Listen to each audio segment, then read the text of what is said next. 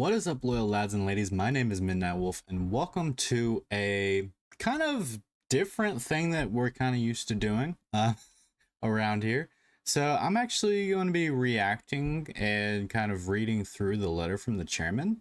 I think that this is a very major pivotal point in the development of Star Citizen, and I think this is very exciting times that we're living in for Star Citizen as a whole, and what this means for the future of the project. I've already listened to Board Gamer go over it, but I wanted to kind of read it myself and then kind of react to it maybe, and then kind of have some thoughts or kind of my prediction later on of what I think the road to 1.0 might would look like.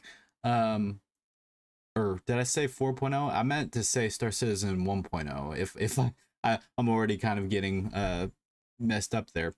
But anyways, without further ado, I'm gonna go ahead and I'm gonna change a quick little setting here with my camera. Filters. So I'll be a little bit transparent with you guys. I'll be a little hologram. So let me know if this is too distracting, being a little hologram here on the corner of the screen, if I need to minimize it a little bit. But this might be all right for now. And I think that's good there. I think we're ready to hop on over to it. So yeah. So we have the letter from the chairman. So I'm just gonna kind of read through it, and if there's anything that catches my eyes, I might have like a comment or two, and then whenever we get finished with it, I will go ahead and give kind of my predictions on what the road to 1.0 might look like. So, what do we know? Or so let's see. What do we know? Or, wow, I can't even read apparently. What we do now echoes in eternity. That's a different way of phrasing things. All right, we're off to a great start. All right, so 2023 marked the beginning of a transformative chapter for Cloud Imperium and both of our games. With Alpha 3.18, our first release of 2023, the team delivered persistent entity streaming, or PES, the foundational tech that is necessary for server meshing. As we mentioned in the last letter, PES is the hardest part of the work needed for server meshing and is the one that required the most engineering. So overcoming the challenges with this release last year was mission critical. The launch of Alpha 3.18 was far more challenging than we anticipated, and we discovered some issues with our backend database that only were visible at the scale we see on live release as opposed to the persistent test universe, or PTU. Outside of this, we uncovered a lot of little issues that come from a truly persistent universe.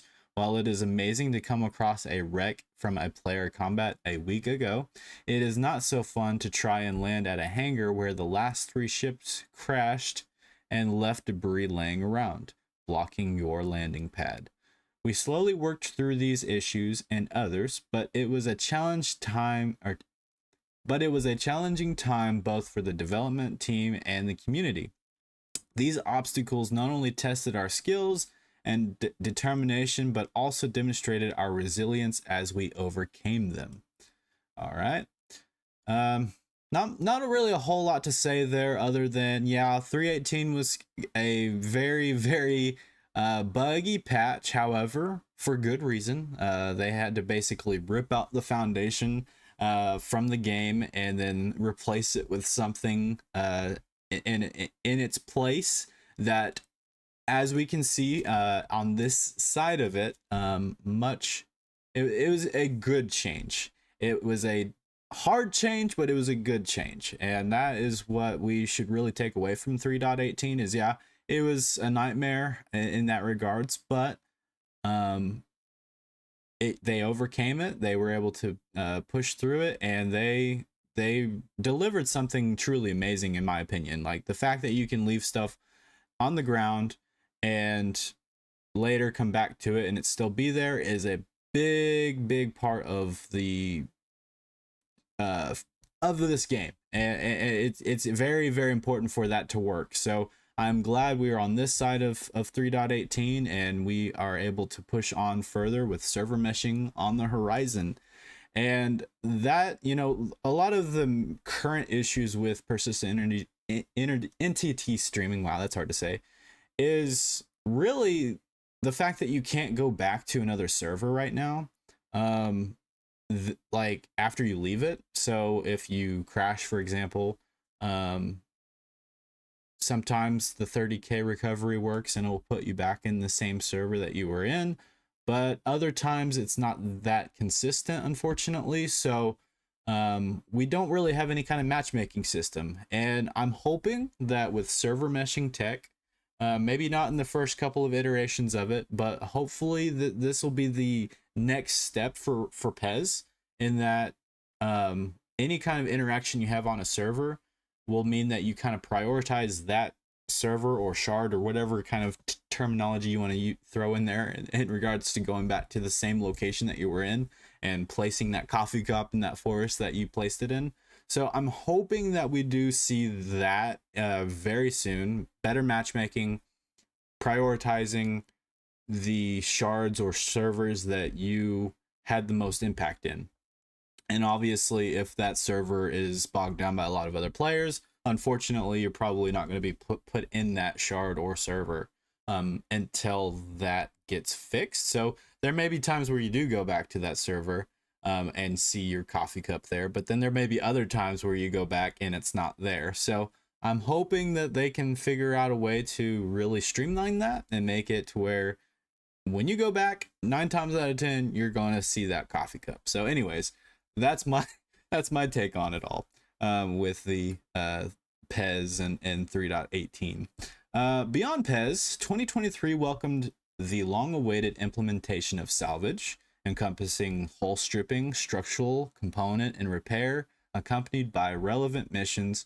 Traders reaped the benefits of an overhauled, no pun intended, and physicalized cargo system, while players across the board enjoyed many new missions spanning both PvE and PvP scenarios. All right, yeah, I mean, I don't have a whole lot of experience in the salvage. I have done it a little bit, and it was pretty cool. I mean, for what it is a very interesting thing. I think the most salvage, the most or the most fun that I would have with salvage is if I come across like a historical battle that took place within the game, or like real structural salvage, in terms not like the technology structural salvage, but just coming across a derelict ship that was actually owned by a real player. Those are the kinds of salvaging moments that I look forward to, as well as maybe some minor things such as like siphoning gas and stuff like that. But in terms of salvage, it's a nice addition. It's a new profession that came into the game in 2023, and it means we're another step closer to 1.0, which is a great thing in my opinion. So yeah, that really kind of is my take on that little paragraph there. Our development journey reached a series of significant milestones last year, all of which took center stage at CitizenCon 2953, and boy, was that an amazing CitizenCon. I didn't get to go, but it was good. The magnitude of this event for everyone at CIG cannot be overstated, especially considering it marked our first in-person CitizenCon in over 4 years. I do have a comment about that. I do miss, I've never personally been able to go to any of the in-person live events for any kind of gaming or this, that, or the other. But as somebody who enjoyed the YouTube aspect of it and watching fan reactions to new video games that were coming out, this has been missed for quite some time now. And it stinks that like PlayStation, they've kind of like, I grew up PlayStation pretty much most of my life, and they used to do like a PlayStation Experience event where they would come out on stage and like dump out a bunch of awesome future games. And the thing that stunk about like COVID and even like they were starting to go in this direction kind of before COVID, but it really stinks that the hype surrounding a lot of games has kind of dwindled. And I think part of that is because they're not really investing in these big live events to really hype us up. And I love watching fan reactions, especially like when sequels to games that like are the big titles like are announced and people just go crazy. And it just I miss that. And so seeing CIG return to the live Citizen Con format is a very refreshing thing, and I'm hoping one of these days, maybe in the next few years, I can possibly go to one. That would be one of my dreams. So hopefully there will be one in the States relatively soon. We have been powered by all of your excitement since the very beginning of the journey, and we've missed the energy that comes from spending time together, sharing our mutual excitement about what we're building. Yeah, that's exactly what I just said. Like the energy level of seeing all the fans and everybody going crazy about all the new stuff that's coming into the game. It was really fun to see, and I really wish I could have been there. The show was an incredible affirmation of all of our hard work, both on Star Citizen and Squadron 42 in 2023. And it kicked off our best Q4 ever in terms of player logins and engagements. Thanks to all of you, and a huge wave in Q4 2023 was our best year ever, with record highs in daily active players, monthly active players, unique logins, and hours played for the year. More than 1.1 million of you set foot into the persistent universe in 2023. All right, so I mean that right there is a great sign that like this thing is still moving. It's not slowing down, and I'm very happy with that because I want them, like, they have a 10-year plan as of right now, and I want to see them through that 10-year plan. The other major milestone in 2023 was welcoming the team of Turbulent fully into the CIG family. Our partners since the end of 2012, Turbulent have been responsible for large parts of our online infrastructure and have greatly contributed to our growth and success. This acquisition allows us to streamline our efforts and formally give us a significant presence in Montreal, Canada. Wow, I think I just botched that. Which is a hotbed of video game talent. As part of this acquisition, we gained two key senior executives, Benoit Bazour. I apologize for botching some names here. The chief technical officer of Turbulent, who now becomes the CTO of Cloud Imperium and the head of our core technology group, CTG. You already will know Benoit. I think that's how you pronounce that. Benoit. Yeah, that's right. He was the guy that did the server meshing presentation. All right, you already will know Benoit from his presentation on our server meshing plans at the last two Citizen Cons. The second key executive to join our ranks is Mark Bidet, but I'm sorry. I'm so sorry. Who was the CEO of Turbulent and becomes our senior vice president, studio operations, in charge of the operations and welfare of the 1,000+ people working on Star Citizen and Squadron 42, spread between our 5 offices in Austin, Texas, Los Angeles, California, Manchester, England, Frankfurt, Germany, and now Montreal, Canada. As I look back on 2023, with a few months now to reflect and appreciate the hard work of the team around me, I can say that our experience at CitizenCon 2953 and the excitement from our community, both at the show and in the game as they logged into Star Citizen in record numbers last year, left me feeling not only proud, but also deeply grateful and reinvigorated for the year ahead. Interesting. I'll have to click on this video. maybe later. All right, and what a year it is shaping up to be. On Squadron 42, that is taking the game from feature complete to content complete, ensuring the game has the necessary polish and feels worthy of being the spiritual successor to Wing Commander. To this end, the team is hard at work, heads down, driving towards the finish line. I'm incredibly excited about how the game is shaping up, and we will have more to share with you at this year's CitizenCon, which will be held in Manchester, England. Now, I do have a prediction in regards to this, CitizenCon. It may be a good prediction, but I don't know. I just depends on what they define as let's just wait on the predictions until I get to the end. How about that? Because I do have some things that I want to say in regards to this year's CitizenCon and my expectations, what I think is going to take place, this and that and the other. Okay. On the Star Citizen front, the teams are preparing to deliver server meshing and expanding the universe of Star Citizen to multiple star systems.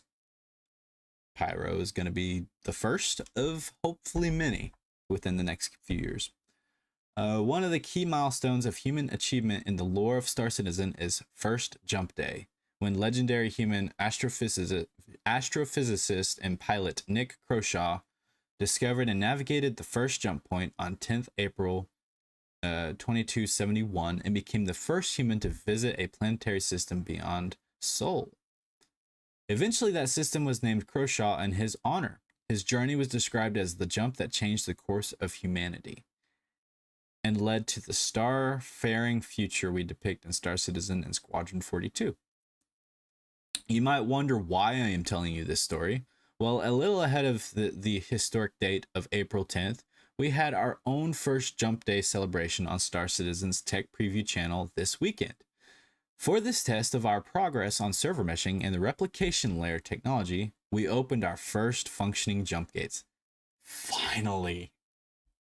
I have been excited. I've been waiting for this moment, as many of you have, and many of you have waited much, much longer than I have.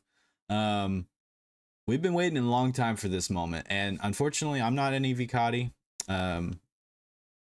but I've heard really good reports about it, and apparently, it's working. I mean, there might be like some little bugs here and there in terms of the mechanics surrounding it, but it in terms of going from Stanton to Pyro and then Pyro to Stanton, the reports have been very, very good and very, very promising. So I think we're almost there, guys. I think we are almost there with Star Citizen.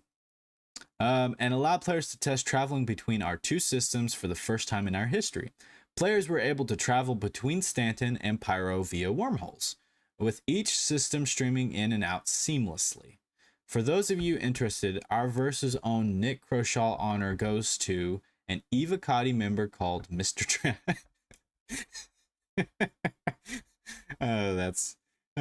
Who was the first guy to quantum travel? Mr. Trash. That's of course it would go to somebody with that name. That's awesome.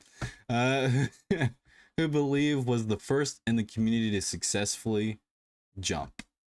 During the test, it is worth highlighting that we also achieved 350 concurrent players in a single shard replication layer with 2 connected servers, setting a new record for concurrent players in a single instance in Star Citizen.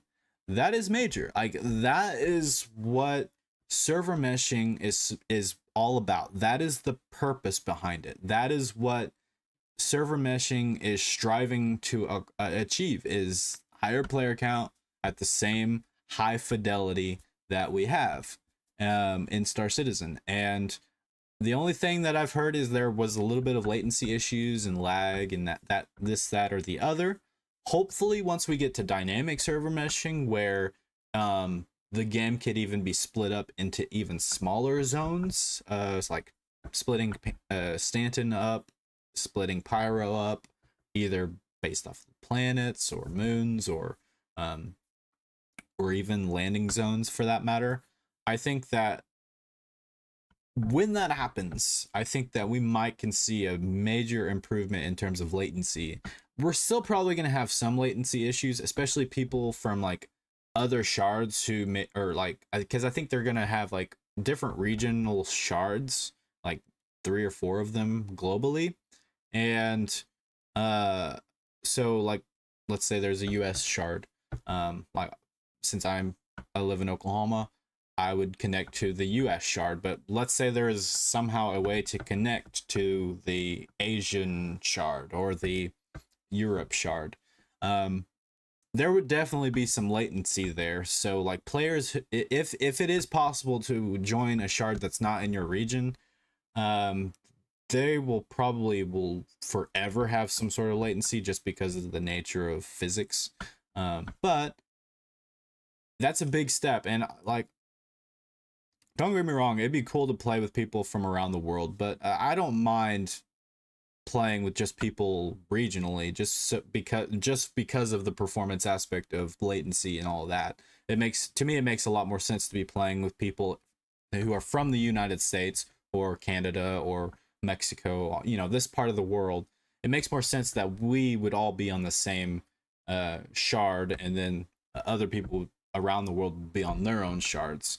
Just for latency purposes, because then you get like when it comes to the PvP aspect of the game, now you're kind of dealing with latency being a factor in affecting skills and that sort of thing. So that's kind of my take on it, but it'll be exciting whenever we are all, or like mostly on each one of these different shards, if that makes sense. And I'm hoping that this test was a great indicator that we are going to see that within the next couple of years. So anyways, after many hard years of work towards a goal many thought was impossible, we are on the cusp of delivering one of the final pieces of technology that will enable a connected, shared universe that thousands of people can experience together at the same time. Here's the thing though, and this is just my opinion, is I'm hoping in these first few iterations of server meshing, we kind of focus a little bit more on performance as opposed to higher player counts. This is just my opinion, of course. Leave the higher player counts in the PTU as like a test, like to stress how far we can go. But let's dial back, not necessarily what we have currently in terms of player count, but like either keep it at the same or maybe just raise it up a little bit. So that way we can have really good server performance. And then as the server meshing technology grows and we're able to get more performance boosting from all of that, then we can start to add all of the players or the thousands of players in a single instance. That's what I'm hopeful for, just because like I'm wanting Star Citizen to function well, and for people who may not have the best internet connection, it may like be a struggle for those people. And so if we focus on performance and then kind of gradually build up, I think we will be great. And then keep the stress testing to the PTU. I invited Benoit, who oversaw this historic test as our new CTO, to share a few thoughts about this monumental milestone he helped bring to fruition. Yeah, this is Benoit, I believe. I think that's, I could be completely botching his name. I do apologize. All right. As the new Chief Technology Officer at Cloud Imperium, I'm thrilled to join the CIG family and lead our technology group. We're dedicated to pushing boundaries, and I'm honored to represent and care for this team of pioneers and trailblazers. One of my first initiatives as CTO was establishing the Technology Preview channel.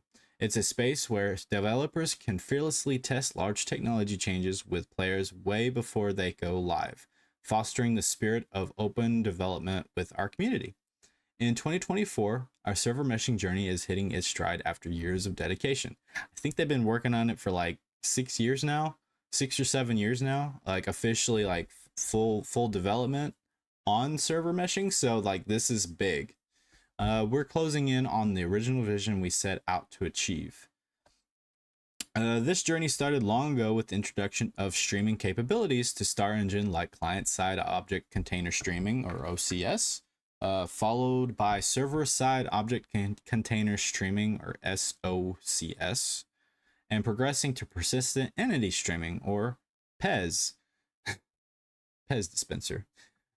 To maintain the entire game world, every step has been building toward our goal to support MMO level player population in a high fidelity game environment of large magnitude.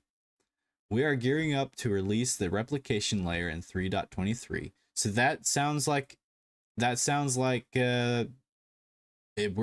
a go for replication layer. That the fact that it's this close to 3.23 releasing, I think this is a good indicator that it is a confirmed feature. I hope it doesn't get pushed back, because then that pushes back everything else. But anyways, this is a big deal. It's the foundation we build the mesh on. As a player, you should perceive this specifically when dealing with server crashes or 30k, as those will no longer cause immediate disconnection, but gracefully recover, allowing you to continue to play. For developers, this milestone marks the true separation between the simulation and the replication, a humongous achievement for the game and for StarEngine. I am very excited about this. Just the idea of being able to be going about your business, server crashes, whatever, and the game may freeze for a time. You may still be able to walk around, but not really interact with anything for 30 seconds to a minute or whatever. A new server is able to connect to the replication layer and onload all of that data from that crashed server over to the new server. That's a big step. Like, we have been complaining about 30Ks. People way longer than I have, since I've only started really truly getting into the game. It was the same year that Microtech came online. We've been waiting 30Ks to go away for a long time, and it sounds like it may officially end. Only thing is what if the replication layer 30Ks somehow? That could be an issue. But I think that just that alone for server meshing is huge. So the fact that we're getting that, and then soon after that server meshing, is big, huge. All right. But hey, we're not hitting pause there. We're charging full steam ahead towards launching our first multi-server mesh in 4.0. For this, multiple servers work together to simulate parts of the universe. As a player, this will enable you to visit Pyro through the jump gate, where the jump tunnels transition seamlessly between game servers. Game Shards will also host more players, so you could encounter more friends or foes along the way. So that, great things there. The great things to come in the next few months. This will mark a new beginning for our game architecture. In the coming weeks and months, get ready for more technical preview tests with various mesh configurations, multiple game servers per solar system, and seamless transitions without gates. We're talking about layouts where servers are dedicated to entire planets and moons. Others focus solely on landing zones or other key locations, with plenty of higher player count experiments. So cities will actually be cities. So we'll actually run into a lot of players relatively soon. I am genuinely proud to be a part of this team. While we face challenges ahead, I'm filled with I am filled with relentless optimism, knowing that amazing successes are waiting for us. 07. Benoit. I'm sorry if I'm botching your name, man. Yeah, no, that's very exciting. Thank you, Benoit, for your guys' amazing work on this project. You guys have been resilient. You guys have been very, very persistent at getting this tech online, and that is incredible. So I do want to thank you guys for putting in the hard work and dedication to making sure that Star Citizen can be the best experience that any other game could ever imagine obtaining. So hats off to you guys for making this awesome achievement come to life. Many doubted, and I cannot wait to see what you guys have in store for us this next year. As we set our sights on the year ahead, the team remains focused and committed to ushering the community into uncharted territories with the release of Pyro and Star Citizen Alpha 4.0. I cannot stress how much this is an inflection point, as it will allow, I really like that word, as it will allow many more people to play together, but also to seamlessly travel to different star systems. All of this points towards 2024 being our biggest and best year yet in the universe of Star Citizen. I believe it. I firmly believe that. Everything coming in 3.23 is looking like a AAA title mechanic or UI experience. Like they recently showed in Inside Star Citizen, today's Inside Star Citizen, the new character customization tool, and it looks very, very good, for lack of better terms. It looks very like polished. It looks very functional. It's got a lot of features that the old system didn't have, including beards. And I am very, very excited to finally have a beard on my character.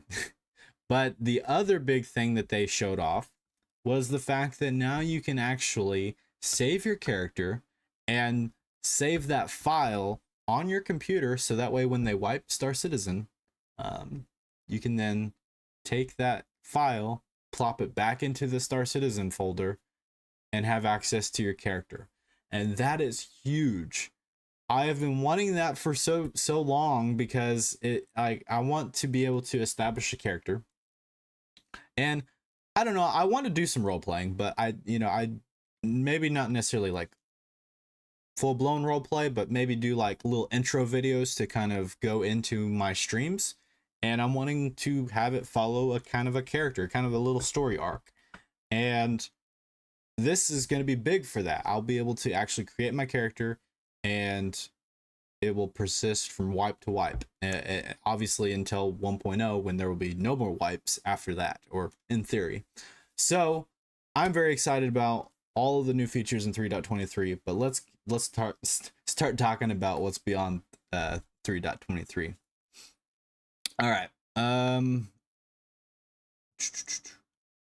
So all of this points towards 2024 being our biggest and best year yet in the universe of Star Citizen. But Star Citizen Alpha 4.0 is not our final destination. They're already talking about it, folks. They are talking about 1.0. Star Citizen 1.0. No more alpha. No more wipes. Probably death of a spaceman. All these different mechanics that we've been wanting in a complete game is on the horizon, and we'll get to all that here in just a little bit. And with that, I have more exciting news to share.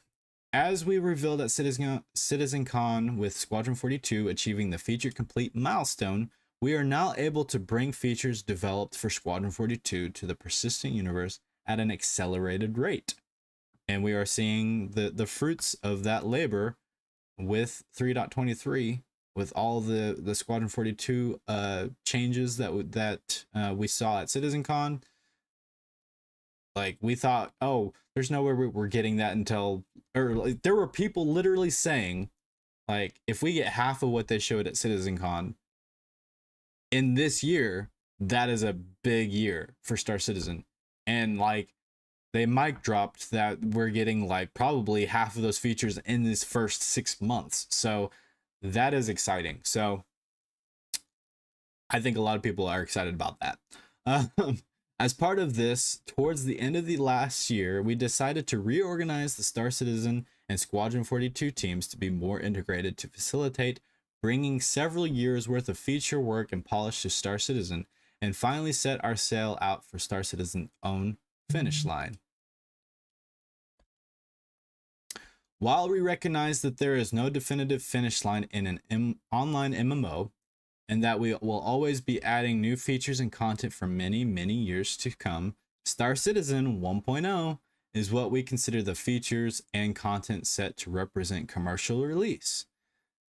This means that the game is welcoming to new players, stable and polished with enough gameplay and content to engage players continuously. In other words, it is no longer alpha or early access. Goodbye to AUEC and hello UEC. That's going to probably confuse a lot of people whenever that happens, when the currency changes to the actual named currency.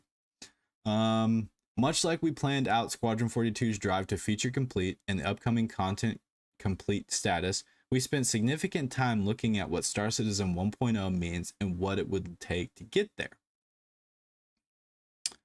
So, to facilitate this, I am pleased to share that our very own Rich Tyrer will be taking on a new role as Senior Game Director, overseeing both the development of Star Citizen and Squadron 42 alongside me. With this change, you'll start to see a more rapid expansion of features and content coming from Squadron 42 to the Star Citizen, starting with Alpha 3.23, which is shaping up to be one of our biggest releases to date in terms of new features getting into players' hands. When we announced at CitizenCon that we would start bringing across feature work that we had developed and defined in the push to feature complete for Squadron 42, we were not kidding. As game director on Squadron 42, Rich played a crucial role in helping steer Squadron 42 to its current feature complete status. Under his stewardship, Squadron 42 experienced a significant surge of progress and momentum we fully anticipate will continue to carry us toward content complete beta and release. And there's Rich Tyrer right there. And as he is quoted here, firstly, I'd like to take this opportunity to say how great it is to be back working on Star Citizen. Some of you may already know me, but I was the core gameplay pillar director before I moved over to become the game director on Squadron 42 a few years back. With this new role, I will be coming on board to help push Star Citizen to the next stage of its development, ultimately culminating in leaving early access and releasing the 1.0 version of the game. This begins with identifying what features and content are required to create a fully realized space MMO while laying the foundation for future updates. To be 100% clear though, this does not mean going back to the drawing board or totally changing the vision of what SC currently is. With this aim, Chris and I have overseen the creation of a roadmap, I will get to that here in a little bit, that takes us all the way up to 1.0 and outlines all the features and content we need, and just as crucially, the ones that will come post full release. With my role now overseeing both projects with Chris, and the fact that Squadron 42 has hit its feature complete milestone, it has provided an opportunity to reshuffle the teams. This should see a large This should see a large contingent of gameplay teams now coming back to focus on SC. We've also taken the opportunity to move away from heavily specialized teams like actor feature and vehicle feature to more generic gameplay teams that should allow us to be a lot more flexible and shoulder some of the heavier burdens those teams used to carry. All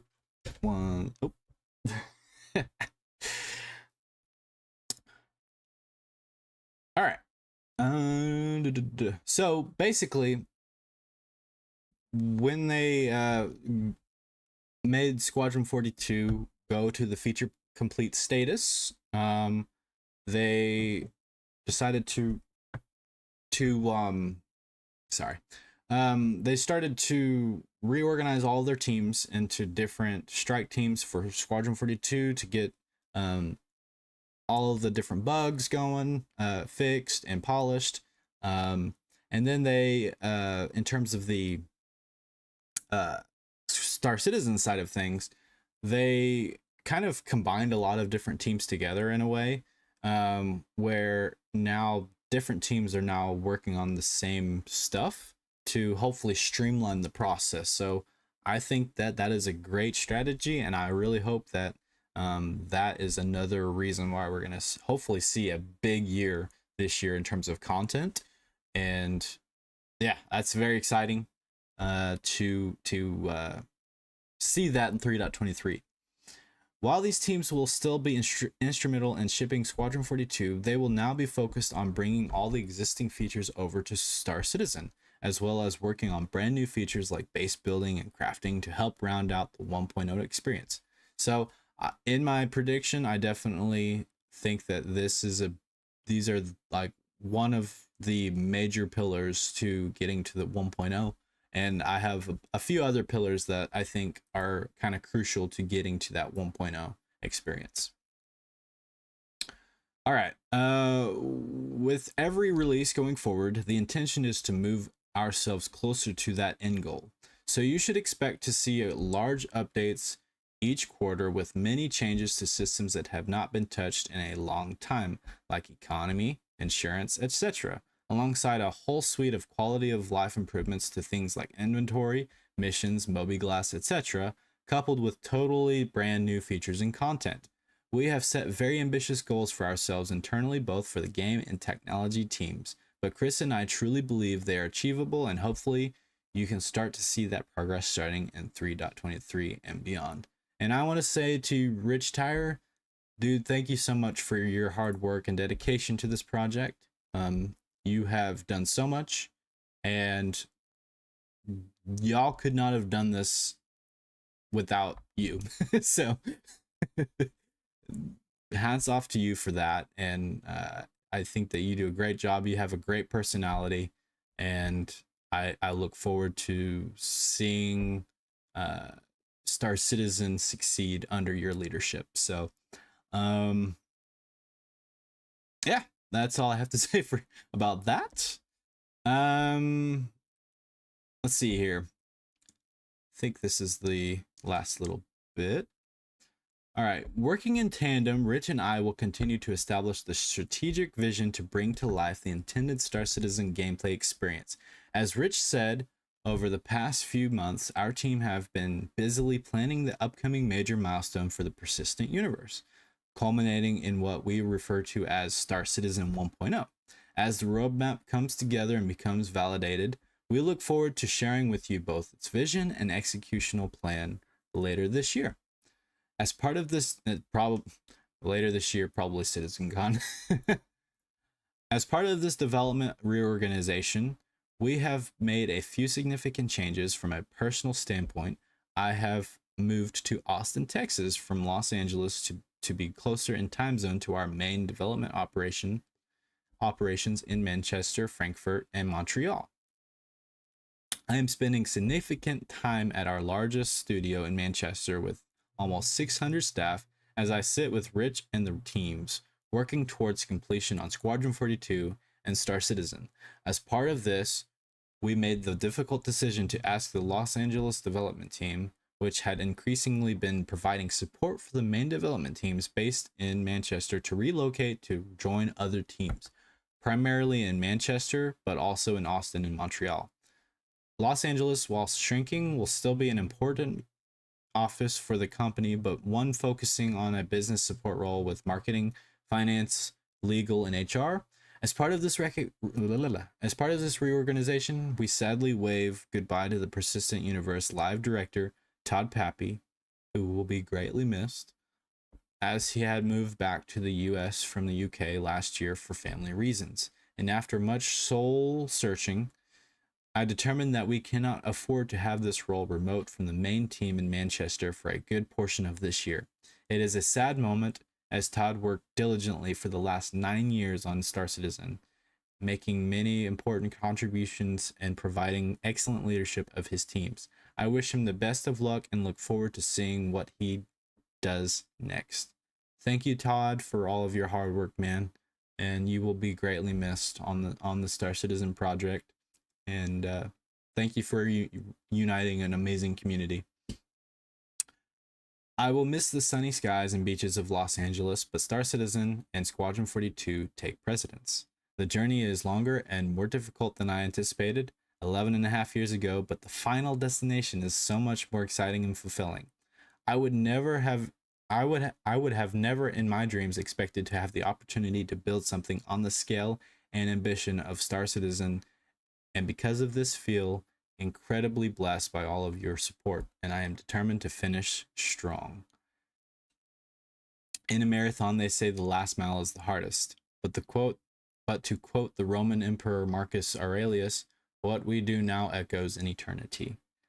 I am looking forward to you getting your hands on Star Citizen Alpha 3.23 soon, where you will finally be able to experience many features we have been hard at work on for the past couple of years, which will then lead into Invictus launch week in May. As a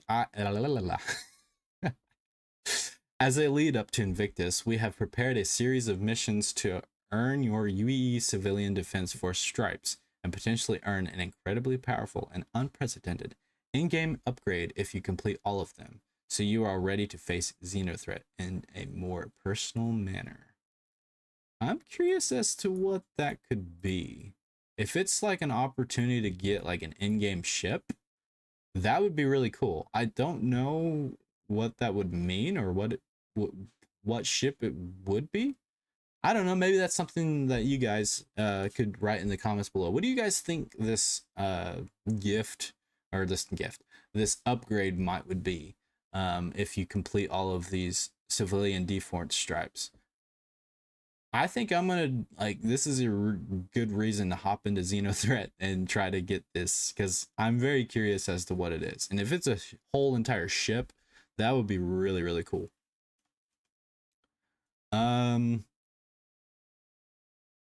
CIG, woo!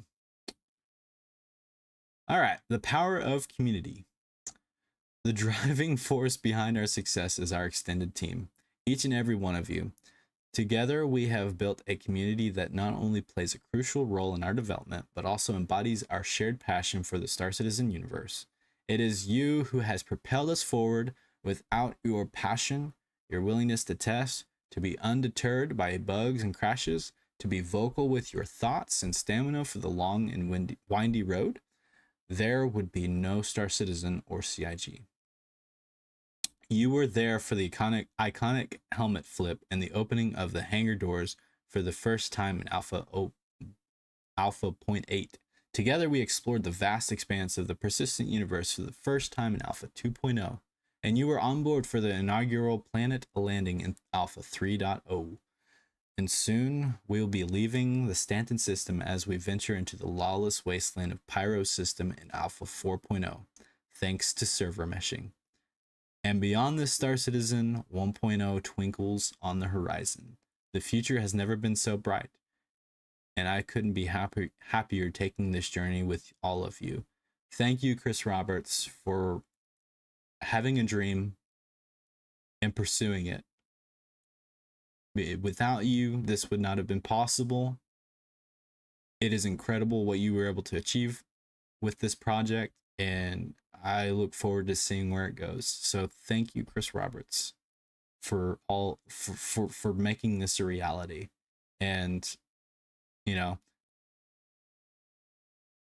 you said that we held the line, but really, Chris, you held the line, and you didn't give up on your project. You didn't give up on your dream. And so I just want to applaud you, and I appreciate everything that you've done for this community. So all that to say, all right, we finally made it to the end of this part of the stream. So if this is all you came for, if the letter from the chairman is all you wanted to hear and read or follow along with me, I appreciate you stopping by, and I hope this was informative to you guys, and I hope it's just another thing that really builds excitement surrounding Star Citizen, and I hope to see you in the verse relatively soon. But I'm going to continue the stream on after this point, but I just wanted to kind of give you an opportunity to leave if this is all you came for. So I really do appreciate you stopping by, and yeah, if you want to stick around, this next segment is completely just kind of off the top of my head. I did write some notes, but really, whenever I watch Board Gamer's video covering this letter from the chairman, I wrote a comment in it, and it was just kind of like a fun little my prediction, basically, if you will, my prediction for what I think the road to 1.0 would look like. And I thought it was a decent prediction, so I figured why not kind of cover that. So if you see me looking down or looking elsewhere, that is why. So yeah, let me get actually, instead of looking at my phone, I'm gonna go ahead and pull it up on my computer. I do have another window that I can look at. Here we go. So I'm just gonna kind of use this as a guide to help me remember my thoughts, because this is basically what I think the road to 1.0, meaning no more alpha, no more database wipes, unless there's some weird reasons why they would have to in the future during 1.0 or like the full release of Star Citizen. Also, because Star Citizen is 1.0 does not necessarily mean that features are gonna stop coming. I think Star Citizen will continue well after 1.0, but I think this is kind of what I anticipate is everything that will be added before 1.0, and that's what will kind of push it into 1.0 status. Now there may be some other things that I didn't really think of when I thought of this, but this is kind of what I thought it was a good roadmap of what I would kind of expect CIG to work on, about roughly the time that they would work on it, and about roughly the time that it would finish. So first off, the dynamic economy. So I don't know, the guy who was leading the economy system, and his name like escaped me. I can't think of it for some reason. He hasn't been seen in a while, so I don't know if they've ever officially announced like what happened to him, but I don't know if that means the whole quantum system got scrapped, or if it means that they just put it on the shelf and are about to ramp back up. But I think once 4.0 comes out with server meshing and Pyro, I think the CIG team is going to really hunker down on dynamic economy. I read it too far ahead of my notes. And they're going to get the dynamic economy up and running relatively soon after 4.0. I think it'll be the next point patch, or not point patch, but 4.1 will probably be our dynamic economy. I think that's when we'll see either the quantum system online and operational, or it may be a brand new system that they haven't really talked about. They may have gone back to the drawing board. However, Rich Tyler said that they didn't go back to the drawing board on anything. So I think that's a good indication that they're still doing the quantum system. And I'm just going to call it the quantum system, because that's like it seems like they keep changing the name of it, so I'm just going to stick with that. Then I think really soon after the dynamic economy, I think we're going to see dynamic server meshing. I think that will be probably the next big thing. Obviously, following 4.0, we got static server meshing in. So then I think after the economy has been added, we'll probably see dynamic server meshing added as well. And honestly, like these might be interchangeable. We might actually see dynamic server meshing before we see the dynamic economy, just because the two probably go hand in hand pretty like closely. So I don't know. It may be one of those things where the economy kind of relies on the server meshing tech to get to a certain point. So I might would flip flop those if any of these were to change in any particular order. But I think that dynamic server meshing would be like kind of the next step, roughly soon. That I think could happen within the first 6 months of next year. I think that's a reasonable time frame, and it could be much sooner than that. I'm not fully sure, but that's just a gut feeling that it'll probably take about another year or so to get the dynamic aspect working, because they've got to figure out probably a lot of different things, such as like the servers that they're going to be using, and mapping out, okay, which servers need to be the initial startup and this, that, or the other. So there's probably a lot of logistics with that is very complex, and I think that it would probably take about a year or so to get to that point. So within the first 6 months of next year, I think we will see dynamic server meshing. The third thing that I think we'll need to see on the road to 1.0 is base building / land claiming. So with the development of base building beginning at the start of this year, paired with the fact that it will use some of the same tech that's already working now, the Rastar tool, I think we will see base building come online within the first 6 months of 2025.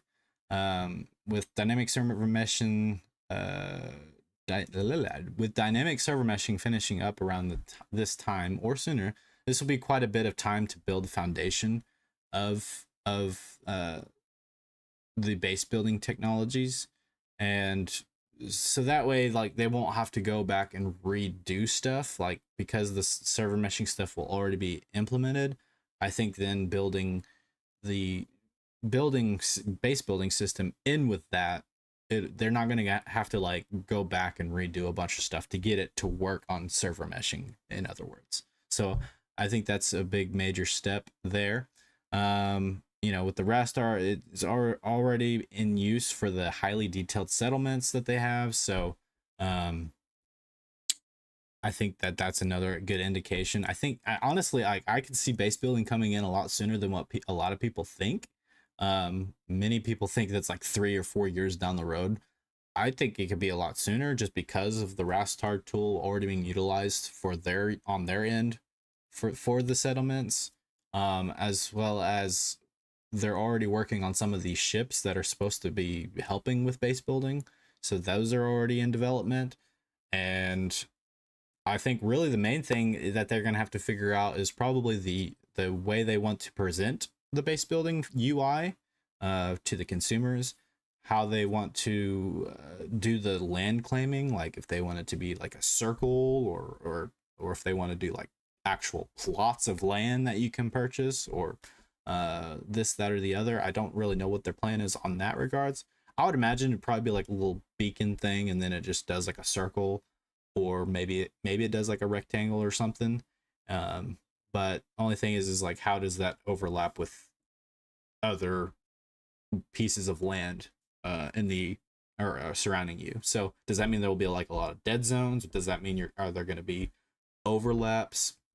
Stuff like that they've got to figure out and fine tune. And then of course they've got to establish which planets or even systems have the high security, medium security, and low to no security.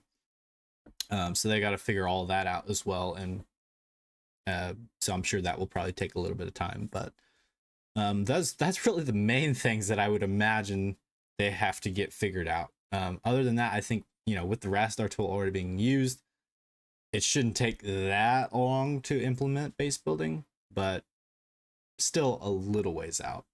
And I'll get to the kind of what I think the timing would be later on, whenever I kind of break down each patch leading up to 1.0. Star Citizen or Star Engine's Planet Tech V5. I think it's V5. I think the current version of the Planet Tech is V4, but yeah, I think. I mean, I think I've heard that the Planet Tech V5 is going to be like more of the procedural parts of it, or like updated procedural tech to be able to dish out planets faster. I don't know fully what they have planned for the Planet Tech V5, but it may include like roads, lava spread, and all of that, or lava rivers and that or the other. Lots of different things like that. Maybe better biome generation based off of like planetary locations, like what is the word? I totally lost it. Anyways, I personally think that the Planet Tech V5 will be the version that will allow them to dish out 4 to 6 systems a year. I think that's a reasonable amount, because then if they were, in 10 years, that's like 60 systems maximum that they can get to. And I think that's a reasonable expectation. When they can get the procedural tech where they want it. Obviously, we've been in Stanton for the last 11 and a half to 12 years. I mean, it's not a good sign, but of dishing out 4 to 6. But I think that once they get server meshing in and all of that, it's going to quickly roll out. So I don't have any doubt that CIG will figure something out with their new Planet Tech to get these systems in our hands much, much faster, at a much faster pace. So I think that they could possibly dish out 4 to 6 systems in 1 year, possibly, when that does happen. And then the next point that I have is, I think that when 1.0 releases, we will probably start out with 6 star systems. I think the reason why I kind of landed on 6 is honestly, like, I think that's a pretty good number, because that means that you could have 2 high security systems, you can have 2 medium security systems, and you can have 2 low to no security systems. I think that that's a really decent number to start out with, and plenty of game space, plenty of places to go and see. But then, beyond 1.0, I think we will start to get like, the 4 to 6 systems a year. So I think that's a pretty reasonable expectation when the Planet Tech can get to that point. So I've already kind of covered the gist, or like kind of the what I think is coming, but like now I'm going to kind of break it down into the actual patch numbers, and kind of little additional features that they may add with, like, paired with that big update, things that would probably be pretty much linked to that big system. So that's kind of what I base it off of. So like dynamic economy, I did kind of some gameplay features that kind of would tie into the economy as an addition. So basically, after 4.0, I believe we would probably see 4.1, and I think that would be reasonable to see that Q4 of this year. I think dynamic economy, with it, we may see some smaller features such as bounty hunting version 2. We might see the Mobiglass updates, such as like an economy app, or being able to see like prices change live and be able to figure out what is a good route to take under the new price changes and stuff like that for the cargo haulers. Maybe a bounty board app. I would love to see, like, I'd love to see the bounty system kind of separated from the crime stat system. I feel like those are kind of two different things. Now, the crime stat system does mean that you can pull or put people who have a crime stat on the bounty board for people to go and collect. But I feel like the crime stat is more of like when you go to a security place that and you have a bad reputation or a bad crime stat with that organization or with that jurisdiction, then the security forces will scan your profile and see that, hey, you have a crime stat, and then they through the customs would then uh make you go to jail or whatever, this, that, or the other. Bounty system, the bounty hunting that I would love to see is bait, like, oh, I did this, I did this group wrong, um and they're wanting to kind of either get revenge or this, that, or the other for whatever various reasons. Obviously, bounty hunting, no questions asked kind of thing. But I would love to see bounty hunting get to a point where it is kind of separated from the crime stat system in the sense that like players can post bounties with some limitations. This is just a theory craft aspect of what I'm kind of going over. But I would love to see like bounty hunting where like maybe once a week or once a day, you can post a bounty, because obviously people would post bounties like crazy for no reason, just for the sake of doing it, especially trolls. So you got to find ways of limiting that. But I think that it'd be kind of interesting, like somebody does me wrong, or like they blow my ship up, or this, that, or the other. Like I can then post a bounty, be like, hey, go after him, capture him, bring him to me, dead or alive kind of thing, Wild West kind of stuff. But really, I think it'd be a really cool system. Anyways, that's not what we're here to talk about really, but I just wanted to throw that out there. So anyways, I would see maybe a bounty board app added to the Mobigraph around this time, around Q4 of this year. And then maybe some crafting, like more crafting. Like I don't know what this crafting would look like, but stuff that would help the economy out, because like with the new dynamic economy going live, we would need more things in circulation for crafting, for trading, for selling, everything. So I think that more crafting could possibly come in Q4 this year. Maybe not like everything, but maybe a decent chunk of stuff. Maybe you can craft medical supplies or this, that, or the other. Craft some med pins or whatever. So I could see stuff like that going in 4.1. But pretty much anything that would be kind of remotely tied to the economy, I think would be what we would see in Q4. Then in Q1 to Q2 of 2025, I think this would be when we would see 4.2. And the reason why I think it'll be like possibly 1 to 2 quarters worth of content is I think this is when dynamic server meshing will actually go online. And this is when we will see Stanton and Pyro broken into 2 smaller regions based on server load, and servers will spool up and down as needed. Not a whole lot will be added, as this final major tech pillar will require a lot of testing. So I would imagine that they're probably not going to add a whole lot in this patch in 4.2 with dynamic server meshing. And once again, if you're just now tuning in, this is just me spitballing some ideas of what I think the road to 1.0 is. This is not an actual roadmap, but this is what I think could happen. So I don't think a whole lot of, in terms of like gameplay mechanics, will be added in the same in the same exact patch that dynamic server meshing goes out online in 4.2.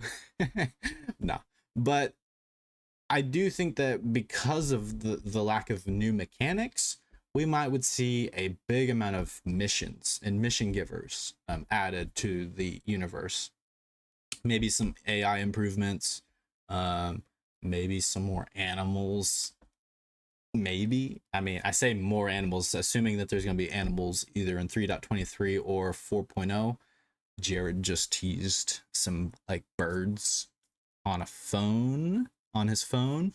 So that could be an indication that we might see birds in the game relatively soon. So, but maybe like the same patch that they released dynamic server meshing, since they're not going to want to add too terribly much stuff, it'd probably be missions, AI improvements, mission givers, and maybe some animals. And then the last thing that I would imagine they would probably add to that patch, maybe the capital ship, so they can test out what dynamic server meshing would look like with capital ships. Like, because they were saying that they want to make it to where like a capital ship is its own server if it needs to be to handle like a large scale fleet battle. So that might be something that we might see in that patch as well. Now moving on to what I believe the 4.3 patch will be. And I think this is another one of those patches that could very well take up 2 quarters to do, Q3 and Q4. This is my base building and crafting patch. This is the one that I think will introduce the ability to claim land and be able to own it. And I think this is probably around the time that the Galaxy is released. So they will add the Galaxy, one of the ships that allows you to craft bases. I believe it's the Galaxy. So they'll probably release that one. Or there's the other ship crafting one. I'm blanking on the name of it, but I think the Galaxy is the smaller one of the 2 ships. So to me, it makes more sense that they would try to release the smaller one first. But this will probably be when we would see that. And we will also see crafting get to a more finalized state. Not completely done, but I think this is the same time that we would see weapons and armor blueprints. And you can craft all weapons and armor, provided that you have the right blueprint. And there might even be different tiers or damage values associated to whatever the blueprint is. I don't really know fully what they're going to do with the blueprints just yet, but I think that that's what we would see is base building and crafting in Q3 or 4 of 2025. And then I think in 4.4, which I have for Q1 of 2026, I think that's when we will see Planet Tech V5, and we could see that sooner. I don't really know, but I would say that would be when we would see the procedural tech being completed, including the addition of roads, lava flows, updates to dynamic weather based on geographic data. That's the word I was trying to say earlier. And accurate biome generation, miscellaneous improvements. And I think Q1 of 2026, they're going to want to show off, CIG is going to want to show off a brand new star system. So I think that this is when the gauntlet of new star systems will begin. I think 2026 is going to be the kickoff point for seeing 4, 5, 6 systems being released in 1 year. I think that's what we will see in 2026. So I think that is not far off. And because we would get a new star system in that particular time, I think that would be a great opportunity to introduce a brand new mechanic, and that is exploration. I think that's when we would see probes, better scanning mechanics, procedural map updating, like on the Carrack with the big hollow map thing that you can interact with. Maybe that you could, like, as you explore a planet, it can actually update. It could actually update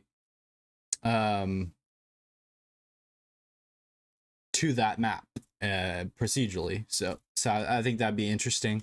And then possibly even drones. I think that would be another additional mechanic, like a smaller update to that big Planet Tech V5 update, to really flesh out that patch and make it kind of beefy. And then I think possibly maybe 4.5 would be Q2 or Q3 of 2026.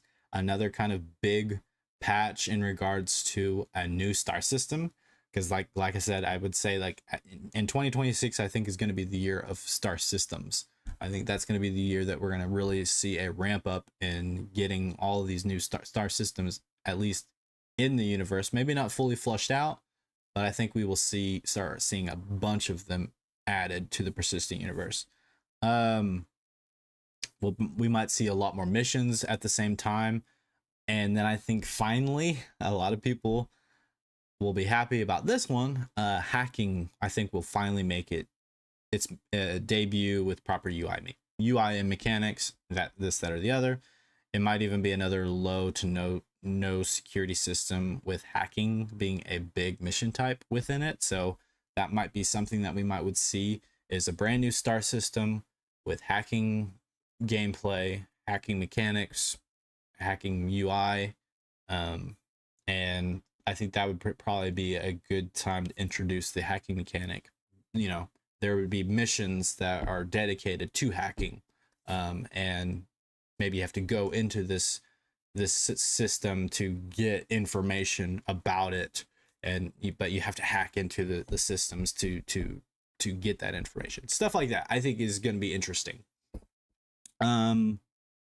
Then patch 4.6, I think that's when we will see that Q3 or Q4 of 2026. Once again, I think this is another patch where we will see a new star system, as well as some more fauna, get some more animals added. I think that would be a good time, new star system. And just like any other time that a new star system is added, I think that'd be a great opportunity to add more fauna. But this one was kind of a smaller patch in terms of what I think in terms of my prediction. So I went ahead and just kind of added fauna to it. But I would say that fauna could have the opportunity to be on any one of these patches. More missions, new dynamic missions, and then raids. I think we will probably see raids probably Q3 or Q4 of 2026. I think that's probably a reasonable thing. They in 2.23 they're about to add the new distribution centers, and I find it hilarious that they announced that they were going to use them for raids, but then they told us in the ISC or Inside Star Citizen, or the Star Citizen Live about it. They told us that we're not going to get the raids anytime soon, or they said it'll be a year or two out before we see raids. So that's why I think Q3, Q4 of 2026 we will probably see raids along with a new system, and so I think that will be a decent patch there. And then that brings us to what I believe is going to be 1.0. So my prediction is this, and I'm going to kind of skip ahead in my notes here, because I think it makes more sense in terms of the scope of things. So backing all the way up, at least in terms of my notes, but in terms of later this year CitizenCon, I think that we will get a release date at this year's CitizenCon. Now, it's probably going to be further out than what people realize. I think that Star Citizen would release in the first quarter of 2027. I think that is when we will get, or that's what the release date will be. And if it's not, I think it will probably be pushed back to 2027. I think that Q1 or Q2 of 2027 will be when we get Squadron 42. And so I say that because I think that literally 1.0 Star Citizen will release right after that. And I think that this is when we will have 5 or 6 star systems. I already said that we would probably get new star systems throughout the other parts of my notes. I think by this time we will have about 5 or 6 star systems in the game. And once again, I wanted to reiterate that I think 5 or 6 is a good number because then that gives us 2 systems per security for security rating, like the high security zone, like station or system, the medium security system, and then the low to no security system. I think just having 2 versions of each type is a good number. I think that'd be a good representation of what the game would be. And so I think that's when we'll see 5 or 6 systems or like be completed. I would say we'd probably see a complete database wipe. Everything that you've done and worked hard for in Star Citizen by this point will have been wiped, because it'll be switched over to the actual true live build of the game, the actual 1.0 live. Also, I think there will be some confusion with the new currency, because from what I understand, AUEC stands for the alpha currency, and I think they're going to drop the A, so then instead of AUEC, it's going to be UEC, which I think is going to spark a lot of confusion when that does happen. People are so used to the AUEC or saying AUEC, and once it turns into UEC, it's going to be hard to make that change. And then we'll probably see Death of a Spaceman mechanics actually activated during this time when 1.0 goes live. That's probably when you can actually lose player progression by a certain amount of deaths. They still don't really have a number on, I think, how many deaths would be a permadeath, but eventually there will be a mechanic where if you keep dying a certain amount of times, then eventually your DNA code will degrade so much that it's not recoverable, and then some of your progress will then transfer to your next of kin, which is just a new character that you create, and then you can continue on your journey. You would probably have to make back some of the reputation, since you're basically inheriting some reputation from your father or mother. And so there's that. And then I think insurance timers will begin. So if you've bought a ship with real money in game in Star Citizen, you get an insurance number. Some people have lifetime insurance on theirs, which I think is like 10 years. So I think that's when that will expire. So it's not technically lifetime, but it lasts 10 years. But if you're like me and bought a ship without it, you'll lose your insurance after about 6 months. So that's going to be interesting to see what they do with the insurance mechanics. I don't fully know if you could buy it with in-game money, or if you would have to keep buying it with real money. I don't know, but hopefully not the latter. So yeah, I mean, that is really it. If you've made it this far, like, props to you. I know a lot of what the second half of this stream was a lot of me theory crafting, a lot of me kind of speculating, or kind of what I personally think the order at which we'll see the updates leading up to 1.0. And I think that we will probably be 1.0 by by about 2027, and that will be when we see Squadron 42. So anyways, whew, that was a lot. But we made it through. So once again, if you made it through this second half of the stream, I just want to say thank you so much for sticking by. If you're just now tuning in, I already went through it and read the letter from the chairman in the early part of the stream. So if you're interested in hearing what Chris Roberts and some of the other employees at CIG have to say about the current state of the game and where it's headed, definitely go back in my video to rewatch it. And then if you wanted to hear kind of my prediction on the roadmap leading up to 1.0 release, what I think it'll be, that's kind of the second half of this video, and I might try to put a timestamp whenever this video is finished. I might go in and edit like kind of where that breaks up at, so that way if you came here just for the Letterman, or the Letterman, if you came here just for the letter from the chairman, that'll be easily accessible. If you came here for my prediction, you'll be able to see that clearly, and all will be well.